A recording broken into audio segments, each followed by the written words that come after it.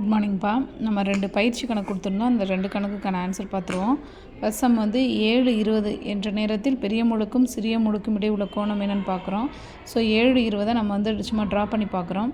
So இதில் எத்தனை whole numbers cover ஆகுது அப்படின்னா, இங்கே 4லேருந்து 5, 5 to 6, 6 to 7.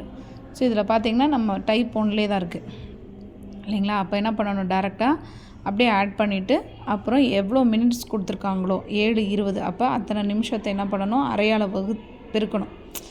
2ஆல் வகுக்கணும், இல்லைன்னா அரையால் பெருக்கணும் அப்படின்னு சொல்லலாம். ஸோ நம்ம இதை அடித்தோம்னா இதில் ஒரு 10.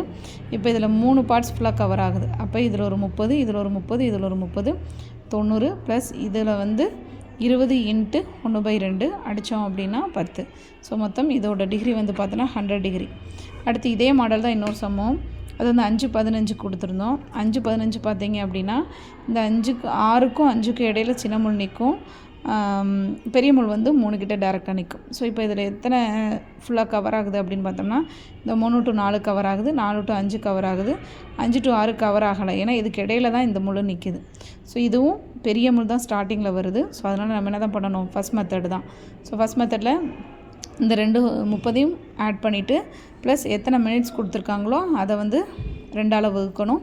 அப்போ அடித்தோம் அப்படின்னா 7.5 வரும். ஸோ இதில் வந்து 30 + 30 ஒரு 60, 60 + 7.5 வந்து 67.5. ஸோ இது 67 அப்படின்னு எழுதலாம், இல்லைன்னா 67.5னும் எழுதலாம். ஸோ இது வந்து அந்த இதுக்கான ஆன்சர் நோட் பண்ணிக்கோங்க.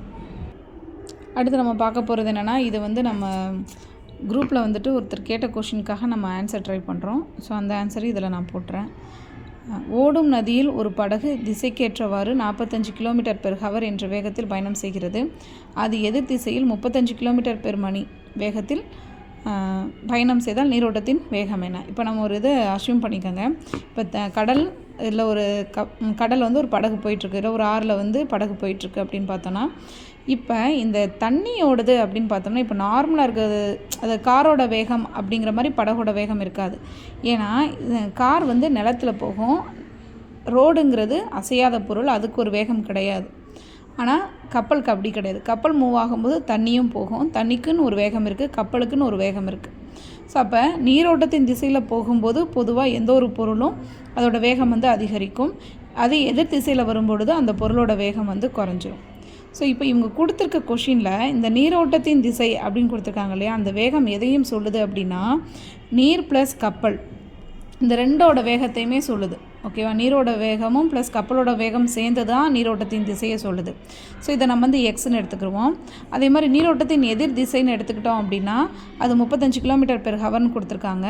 இதை நம்ம ஒய்ன்னு எடுத்துக்கிறோம். ஸோ இதில் வந்து நீருக்கும் கப்பலுக்கும் இடையே ஒரு பேலன்ஸ் பண்ணி அதில் எதிர் திசையில் போகும்போது நம்மளுக்கு ஸ்பீடு குறையும். ஏன்னா ஆப்போசிட்டாக நீர் ஒரு ஃபோர்ஸ் கொடுக்கும், கப்பல் ஒரு ஃபோர்ஸ் கொடுக்கும். இல்லை சமநிலையாகி எதோட ஃபோர்ஸ் அதிகமாக இருக்கோ அதுக்கேற்ற மாதிரி அந்த கப்பல் வந்து கொஞ்சம் ஸ்பீடு வந்து குறைஞ்சி போயிட்டுருக்கும். ஓகே, ஸோ அப்போ நீரோட்டத்தின் வேகம் அப்படின்னு கேட்டால் இதில் என்ன பண்ணணும்னா, எப்போயுமே நீரோட்டத்தின் திசையில் இருக்கிறத எக்ஸ்னும் நீரோட்டத்தின் எதிர் திசையில் இருக்கிறத ஒய்னும் நம்ம எடுத்துக்கணும். ஸோ அப்போ இதில் நீரோட்டத்தின் வேகம்னு கேட்டாங்கன்னா x - y/2 இதான் ஃபார்முலா.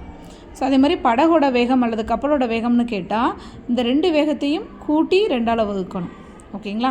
ஸோ அப்போ இதில் எக்ஸுங்கிறது நீரோட்டத்தின் திசை, ஒய்ங்கிறது நீரோட்டத்தின் எதிர் திசை. ஸோ அது ரெண்டத்தையும் கழித்து 2ஆல் வகுக்கிறோம். ஸோ 45லேருந்து 35 போச்சுன்னா 10, 10/2 = 5 km/h.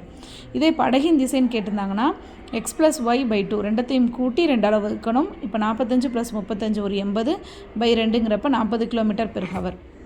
ஸோ இதே மாதிரி ஒரு ப்ராக்டிஸ் சம் இருக்குது, ட்ரை பண்ணி பாருங்கள். பிரகாஷ் என்பவர் நீரோட்டத்தின் எதிர் திசையில் 32 km/h வேகத்திலும் நீரோட்டத்தின் திசையில் 44 km/h வேகத்திலும் செல்கிறார் எனில் நீரின் வேகம் என்ன? ஸோ இந்த சம்முங்க ட்ரை பண்ணுங்கள். அடுத்ததில் நம்ம ஆன்சர் பண்ணலாம். தேங்க்யூ.